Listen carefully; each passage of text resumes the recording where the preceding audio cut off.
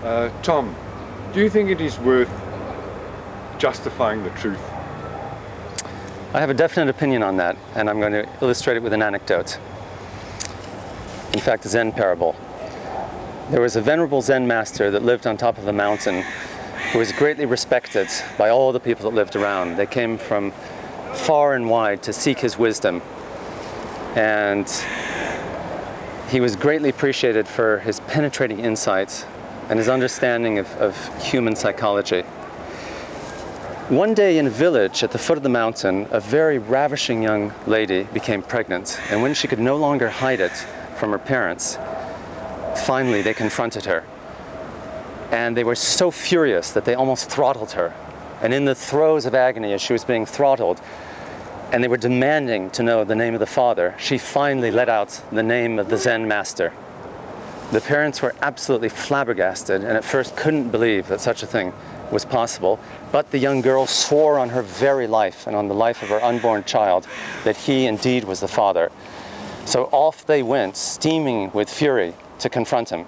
They arrived, they screamed, all the disciples fell silent, and in public they pointed the finger and they said, "You, Zen master, how dare you have impregnated our child in violation of all of the ethics that go with being a Zen master. We have cherished you, we have fed you, we have done everything to support you. Shame on you." And the Zen master remains perfectly impassible, and all he said is that so? Is that so?" So he was destituted from his functions. Another master took over who didn't have his brilliance, but he took over all the same. And this Zen master was banished to a life of solitude and walking on the streets and begging for a living. Well, years later, the young lady, overcome by remorse after the birth of her child, finally confessed, to alleviate her guilty conscience, that the father of her child was the fishmonger that lived right next door to them.